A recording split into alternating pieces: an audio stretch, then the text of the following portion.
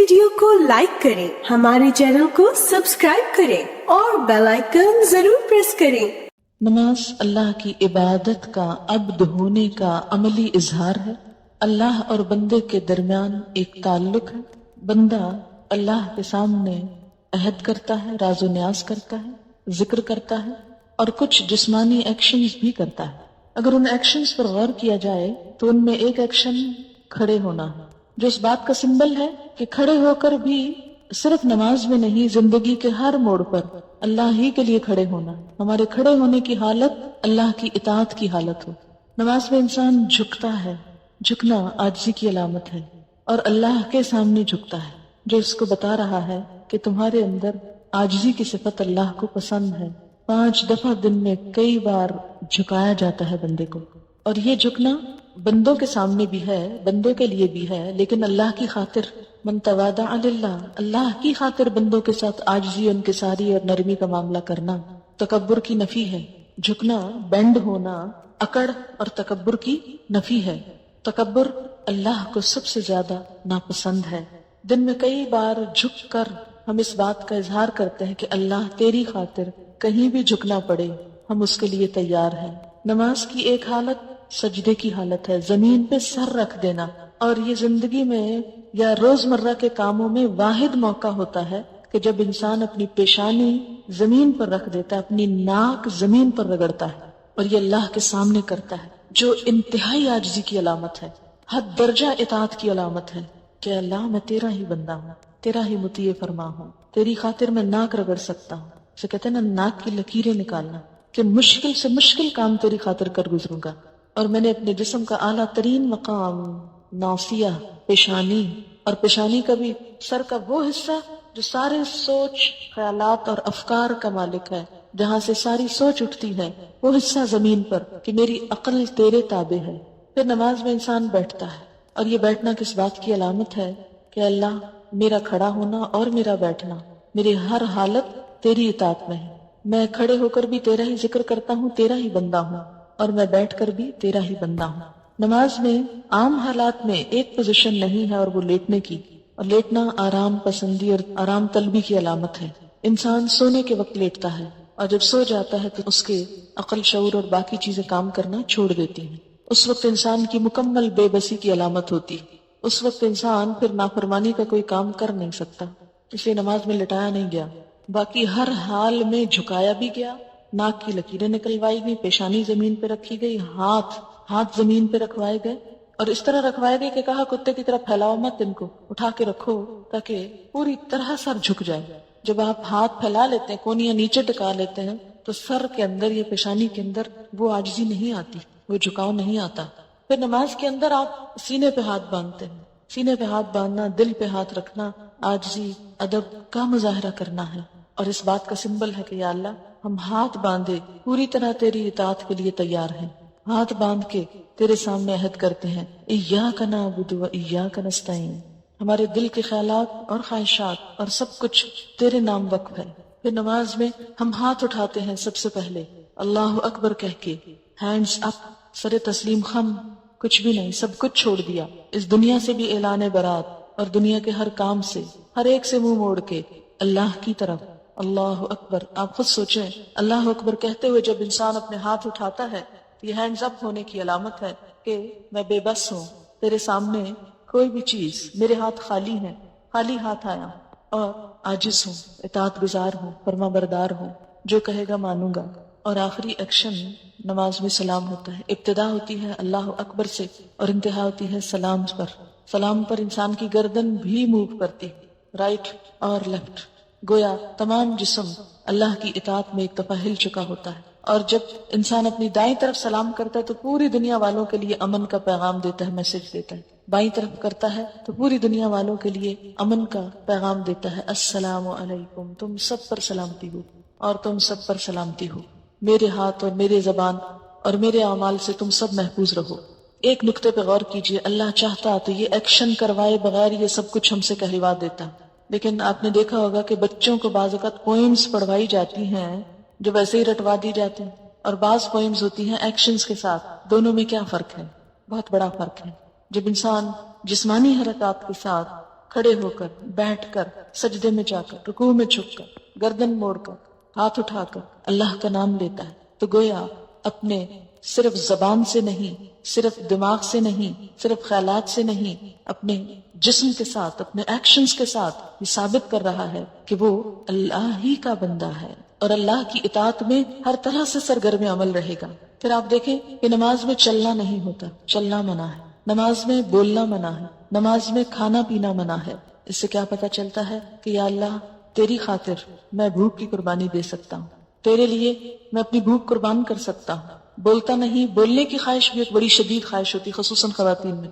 چپ رہنا بہت مشکل ہوتا ہے، بولنا بہت پسندیدہ ہوتا ہے۔ تو نماز میں انسان بولنا منع ہے، بول نہیں سکتے۔ ایک لفظ بھی کہا نماز ختم، ایک دانہ بھی چبایا تو نماز ختم، ایک گھونٹ پانی بھی پیا تو نماز ختم، نہیں کچھ بھی نہیں، کچھ چکھا بھی تو نماز ختم۔ پھر چلنا منع ہے، گویا خود اپنے آپ کو قید کرتے ہیں ایک جگہ پر، ایک جگہ پر روک لیتے ہیں کہ اللہ تیری نافرمانی میں کوئی قدم نہیں اٹھے گا۔ لا تقدموا بین یدی اللہ ورسولہ کی عملی تفسیر، اللہ اور اس کے رسول کے آگے پیش قدمی نہ کرو، آگے نہ بڑھو۔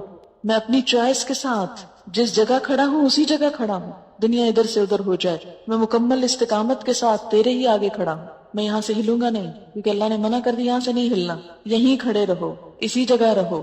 اور ساری نماز میں ہم ایک ہی جگہ جب تک سلام نہ پھیر لیں ایک ہی جگہ کھڑے رہتے ہیں، کبھی ایسا نہیں کرتے کہ ایک قدم آگے پھر پیچھے پھر دائیں پھر بائیں، چاہے کتنے بھی تھکے ہوئے ہوں، کتنا بھی خواہش ہو چلنے بھاگنے دوڑنے کی، کسی بھی ایکٹیویٹی کی، نہیں۔ تو چلنا پھرنا کیا ہے؟ بھاگ دوڑ زندگی کے تمام کاموں کا احاطہ کرتا ہے، سارے کاموں کا احاطہ چلنا پھرنا، سب کام چل پھر کے ہی ہوتے ہیں۔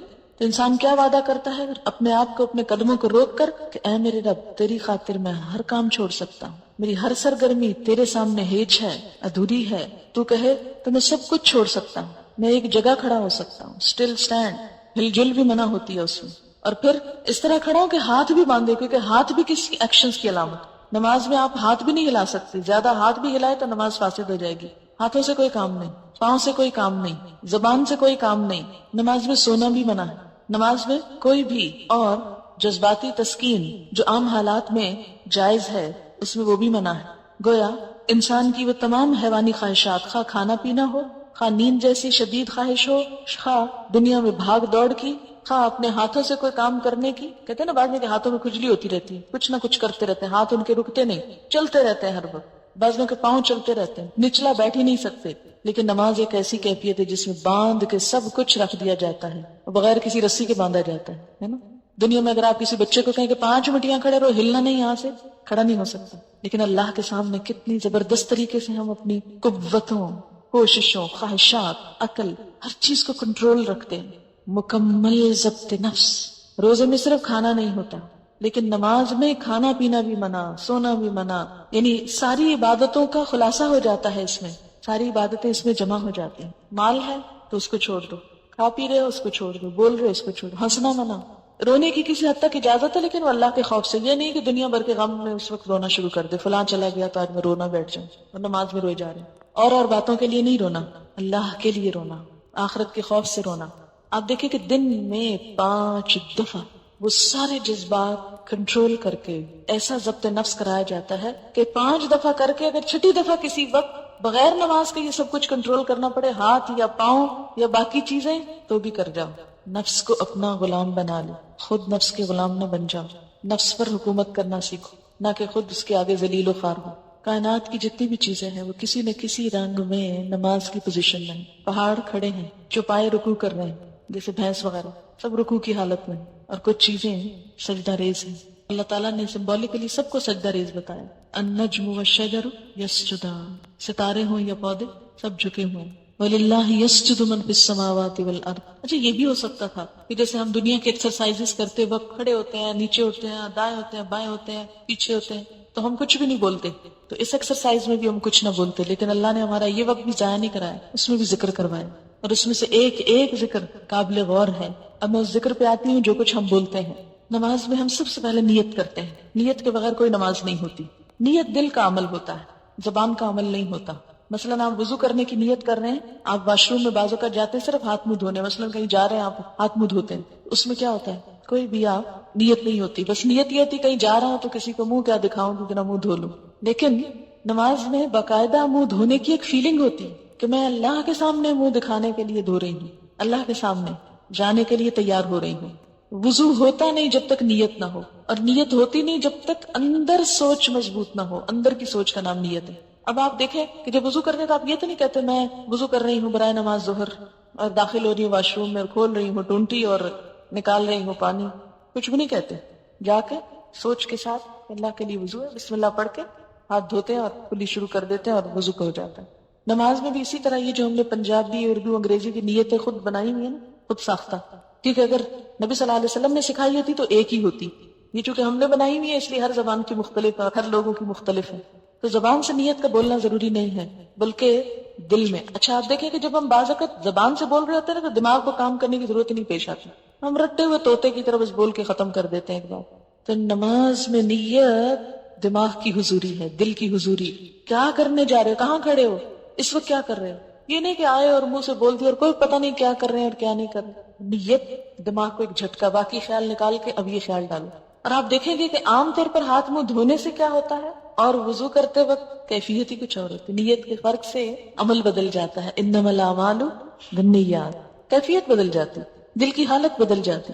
وہی پانی ہے، وہی ٹیپ ہے، وہی سب کچھ ہے. جب سوچ فرق ہوئی سارا ایکشن ایک اور ہی طرف چلا گیا، کسی اور کریڈٹ میں چلا گیا. پھر اس کے بعد نماز میں کھڑے ہوئے اب سوچتے ہیں، دل میں دہراتے ہیں اچھا کیا پڑھنے لگے، ظہر، فجر، عصر، کون سی نماز، فرض، سنت، کتنی رکعت، اتنی، ٹھیک ہے. کوئی کہنے کی ضرورت نہیں کہ منہ طرف خانے کعبے کے اور اس طرح کی چیزیں، کیونکہ جب تک آپ منہ طرف خانے کعبے کے کریں نا نماز تو ہوتی نہیں. اور بعض اوقات لوگ گاڑی میں پڑھ رہے ہوتے ہیں اور بول رہے ہوتے ہیں منہ طرف خانے کعبے کے، اللہ اکبر، رٹے رٹائے جملے. تو آپ نے کیا کرنا، نیت. اور نیت میں صرف یہ نیت نہیں کہ 4 رکعت پڑھ رہی ہیں، یہ 2 رکعت، صرف یہ نیت ہے نہیں. نیت یہ بھی کہ صرف اللہ کے لیے پڑھ رہے ہیں، کوئی ریاکاری نہیں، کوئی دکھاوا نہیں. کیوں؟ اس لیے کہ اگر دکھاوے کی نماز پڑھی تو نبی صلی اللہ علیہ وسلم نے کیا فرمایا، من صلی یرائی فقد اشرکا، جس نے دکھاوے کی نماز پڑھی اس نے شرک کیا. شرک. فویل للمصلین، ہلاکت ہے نمازیوں کے لیے، نمازیوں کے لیے.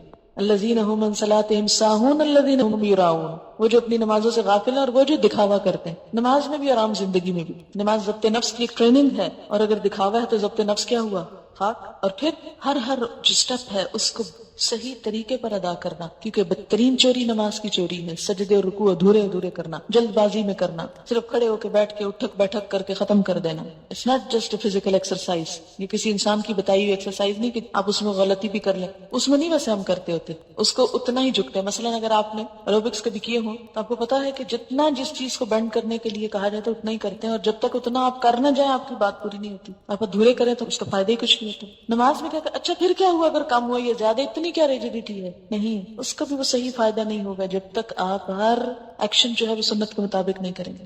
اب آپ نے بولنے کا کام شروع کیا، ہاتھ اٹھا کر اللہ اکبر، اللہ سب سے بڑا ہے، ہر چیز سے دستبردار ہوتا ہوں، ہر چیز سے خالی ہاتھ ہوں، صرف اس کی بڑائی کا اعلان کرتا ہوں. اللہ اکبر. کھول دیے ہاتھ، مٹھیاں بند کر کے اللہ اکبر نہیں ہو سکتی، ہاتھ کھولنے پڑیں گے. کھول دیے، کچھ بھی ہے گر گیا ہاتھوں سے، سب کچھ چھوڑ سکتا ہوں. اور جب ہاتھ اٹھاتا ہے نا انسان اللہ اوپر کرتا ہے تو بغلوں کے نیچے سے بھی سب کچھ گر جاتا ہے، کہیں پر کچھ نہیں چھپا سکتا. اس طرح ہاتھ رکھے تو چھپا سکتا ہے.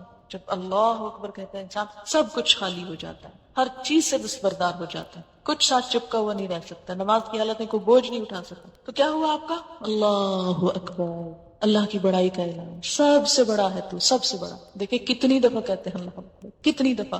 اور عملی زندگی میں واقعی اللہ بڑا ہے بڑا نہیں. وہاں تو کہیں نفس بڑا ہے، کہیں عقل بڑی ہے، کہیں مال بڑا ہے، کہیں اولاد بڑی ہے، کہیں دوست بڑے ہیں، کہیں رشتہ دار بڑے ہیں، کہیں رسم و رواج بڑے ہیں، ان کے پیچھے چلتے ہیں. اور اللہ بس صرف نماز میں بڑا ہے، اور وہ بھی کوئی خاص نہیں، صرف کہنے کی حد تک کیسی نماز ہونا. اور ہر سٹیپ پہ کہہ رہے ہیں اللہ اکبر، اللہ سب سے بڑا، سب سے بڑا، سب سے بڑا. اور اگر نماز درست ہو جائے سارا دین درست ہو جائے. نماز میں احساس اور شعور کام کرنے لگے، زندہ ہو جائے نمازیں ہماری، سوچی سمجھی ہو جائے، بہت کچھ فائدہ ہو جائے. اللہ اکبر. اور یہ کہہ کر انسان پھر ہاتھ باندھ لیتا ہے سینے پر اور دعا پڑھنے لگتا ہے. اس میں کئی ایک دعائیں سکھائی گئی ہیں، مثلا سبحانک اللہم وبحمدک وتبارک اسمک وتعالی جدک ولا الہ غیرک. پاک ہے تو اے اللہ، اور آپ ہی کی حمد ہے، اور بابرکت ہے آپ کا نام، اور بلند ہے آپ کی شان، اور نہیں کوئی عبادت کے لائق آپ کے سوا. پاک ہے تو اے اللہ. پاکی بیان کرتا ہے انسان اللہ، آپ کی حمد، آپ کی تعریف، آپ کا نام بابرکت، آپ کی شان بلند. کتنی زیادہ تعریف کر رہا ہے انسان اللہ کی. واقعی عملی زندگی میں ایسا ہی ہے کہ مختلف چیزوں میں اپنی تعریف نہ چاہیں، اللہ کی تعریف چاہیں.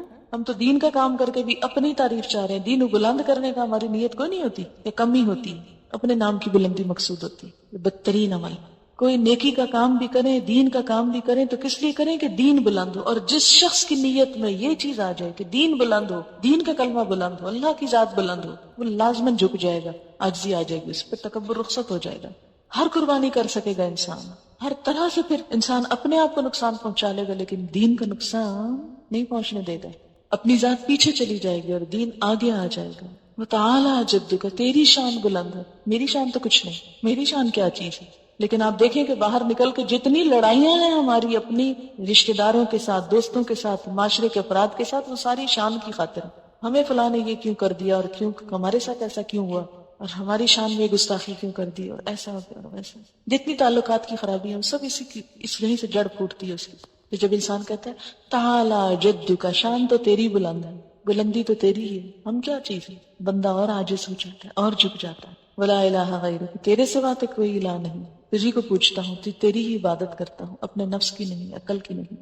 ایک اور دعا بھی سکھائی گئی، اللہم باعد بینی و بین خطایایا کما باعدت بین المشرق والمغرب. اے اللہ میرے درمیان اور میرے گناہوں کے درمیان اتنی دوری پیدا کر دے جتنی مشرق اور مغرب کے درمیان. یعنی میں جو غلطیاں کر رہا ہوں ابھی تک، یا اللہ ان کو مجھ سے دور کر دے، ہٹا دے، کیونکہ وہ جو مجھے چمٹ گئی تو وہ وبال جان جہنم میں لے جائیں. یا اللہ میری غلطیاں مجھ سے اتنی دور لے جا جتنا یہاں سے مشرق و مغرب کا فاصلہ، بہت ہی دور، کہ ان کے اب مجھے نقصان یا ان کے اثرات نہ بھگتنے ہوں. اللہم نقنی من الخطایا، اے اللہ مجھے پاک کر دے خطاؤں سے. کما ینقى الثوب الابيض من الدنس، جیسے پاک کیا جاتا ہے سفید کپڑا میل کچیل سے.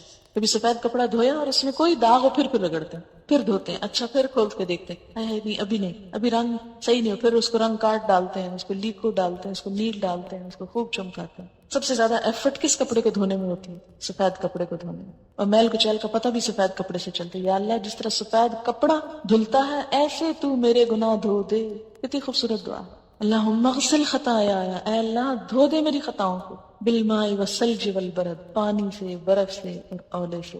اور یہ جو تکبیر تحریمہ کے بعد نبی صلی اللہ علیہ وسلم یہ دعا پڑھا کرتے تھے، اور یہ مشکات میں آئی ہے، فصل اول کی دعا ہے، اور دوسری بھی جو ہے مشکات میں آئی ہے، فصل دوم کی دعا ہے.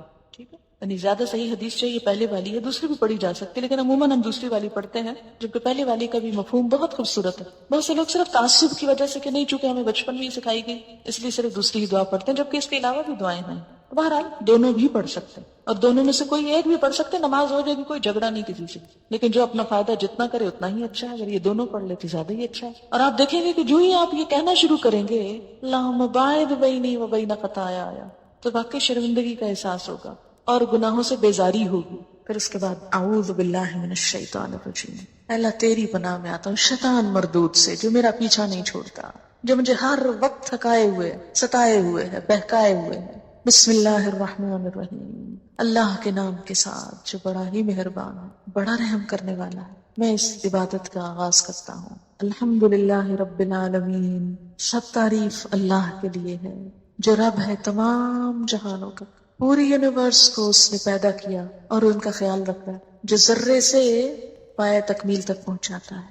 پہاڑ کی اصل بھی ذرہ ہے، پانی کی اصل بھی قطرہ ہے، سمندر کی اصل بھی ذرہ ہے، درخت کی اصل بھی بیج ہے، انسان کی اصل بھی نطفہ ہے. ہر جو بڑی بڑی چیز ہم کو نظر آتی ہے یہ اصل میں کیا تھی؟ بہت چھوٹی حقیر. اس رب کا کمال یہ ہے کہ اس نے حقیر چیز کو اتنی شان دے دی، اتنا بڑا کر دیا. رب العالم، رب جو ذرے سے کمال تک پہنچائے، جو ذرے کو چمکا ڈالے، اسے اہمیت دے دے. ہم کیا چیز تھے؟ وہ رب جس نے ہم حقیر پانی کا ایک چھوٹا سا کیڑا جس کا کوئی نام نہ تھا، لم یکن شیئا مذکورا، اسے رب نے اتنا بڑا کر دیا، ایک بولنے، سننے، دیکھنے والا، عقل استعمال کرنے والا اور بڑی بڑی باتیں کرنے والا بنا دیا. تو تعریف تو میری نہیں، میں تو ایک حقیر چیز تھی. اللہ کی تعریف. الرحمن، بڑا ہی مہربان، الرحیم، بار بار رحم کرنے والا، 70 ماؤں سے بڑھ کے پیار کرنے والا. اس کی رحمت سے ہی جی رہی ہوں، ورنہ جتنے گناہ ہیں شاید اگلا سانس بھی نہ لے سکو. مالک یوم الدین، جزا سزا کے دن کا مالک، بدلے کے دن کا مالک. مالک یوم الآخرہ نہیں کہا گیا، مالک یوم الدین کہا گیا، بدلے کا دن، بدلے کا دن۔ اگر دنیا میں کسی دن کو آپ دیکھیں، بڑے دن منائے جاتے ہیں، مناتے ہیں نا، آج خواتین کا دن ہے، آج مزدوروں کا دن ہے، اور آج بچوں کا دن ہے، اور پولیو کا دن ہے، اور کسی ایک دن میں کہا جائے اگر آج بدلے کا دن ہے، کیا حالت ہو؟ بدلے کا دن۔ قیامت کی سب سے بڑی مشکل ہی تو یہ ہے کہ وہ بدلے کا دن ہے۔ کون سا بدلہ؟ اچھا بدلہ بھی، جزا بھی اور سزا بھی، دونوں ہی چیزیں۔ من یعمل مثقال ذرۃ خیرا یرا ومن یعمل مثقال ذرۃ شرا یرا۔ نیکی کا ذرہ بھی جا دیکھے گا انسان، اور برائی کی حالت بھی جا دیکھے گا۔ لا تخفی منکم خافیہ، کوئی چھپی ہوئی چیز چھپی نہ رہ جائے گی۔ وبرزوا للہ الواحد القہار، سب نمایاں عیاں ہر چیز سامنے آ جائے گی۔ وَأُرِدُوا عَلَىٰ رَبِّكَ صَفًّا، صف در صف پیش کر دیے جائیں گے۔ وَوُضِعَ الْكِتَابُ، کتاب رکھ دی جائے گی، اور انسان کہے گا مَا لِهَٰذَا الْكِتَابِ لَا يُغَادِرُ صَغِيرَةً وَلَا كَبِيرَةً إِلَّا أَحْصَاهَا۔ کوئی چھوٹی بڑی چیز اس کتاب میں نہیں چھوڑی مگر جس کو گن گن کے نہ رکھا۔ گنی ہوئی چیزیں، ایک ایک نمبر گنا ہوا۔ اس انسان کے اتنے ہزار جھوٹ، اس انسان کی اتنی غیبتیں، اس انسان کی اتنی گالیاں، اس انسان کی اتنا احصا ہوتا ہے کسی چیز کو شمار کرنا، اسٹیٹسٹکس کے ساتھ کسی چیز کو پیش کرنا۔ اس انسان نے اتنے لاکھ دفعہ سبحان اللہ کہا تھا، اس نے اتنی نمازیں پڑھی تھی، اتنا قرآن پڑھا تھا، گنی ہوئی، حرف حرف گنا ہوا، کیونکہ ہر حرف پہ 10 نیکی ہے نا، اس لیے ہر حرف گن کے رکھا جائے گا وہاں۔ ایسے کمپیوٹرز ہیں کہ سوچ نہیں سکتا انسان، اس کی بنیاد پر پھر جزا دی جانے لگی، ذرہ ذرہ تول لیا جائے گا۔ فَأَمَّا مَنْ ثَقُلَتْ مَوَازِينُهُ فَهُوَ فِي عِيشَةٍ رَاضِيَةٍ وَأَمَّا مَنْ خَفَّتْ مَوَازِينُهُ فَأُمُّهُ هَاوِيَةٌ وَمَا أَدْرَاكَ مَا هِيَهْ نَارٌ حَامِيَةٌ۔ جس کے نام اعمال بھاری ہوں گے دل پسندائش میں ہوگا، اور جس کے اس بدلے کے دن ہلکے ہو گئے وہ مصیبت میں مبتلا ہو جائے گا۔ اس کی ماں تو پھر خبر گیری کرنے والی حاویہ وہ جہنم ہوگی، تمہیں کیا پتا کہ کیا ہے، کھولتی آگ، ابلتی بھڑکتی آگ۔ ایاک نعبد، ہاتھ باندھ کے ہر نماز میں کھڑے ہو کر کئی دفعہ دن میں عہد، صرف تیری ہم عبادت کرتے ہیں، صرف تیری۔ وَإِيَّاكَ نَسْتَعِينُ، اور صرف تجھ سے ہم مدد چاہتے ہیں۔ اور عملی زندگی میں کیا کرتے ہیں؟ کبھی کسی پہ توقع، کبھی کسی پہ سہارا، کبھی کسی کا بھروسہ۔ جھوٹ کہتے ہیں جو نماز میں کہتے ہیں، اسی لیے تو نماز قائم نہیں ہو رہی۔ کسی بھی چیز کی بنیاد جب جھوٹ پر ہوتی ہے تو وہ قائم نہیں ہو سکتی، جھوٹ کے پاؤں نہیں ہوتے۔ تو جو شخص سچی نماز پڑھتا ہے پھر ہو نہیں سکتا کہ اس کی زندگی میں غیر اللہ شامل ہو جائے۔ ایاک نعبد، صرف تیری ہم عبادت کریں، وایاک نستعین، صرف تجھ سے مدد چاہتے ہیں۔ انسانوں سے کوئی مدد لینا، مثلا میں آپ سے کہوں کہ یہ پانی کا گلاس اٹھا کے نیچے رکھ دیں، یہ اس میں شامل نہیں ہوتا۔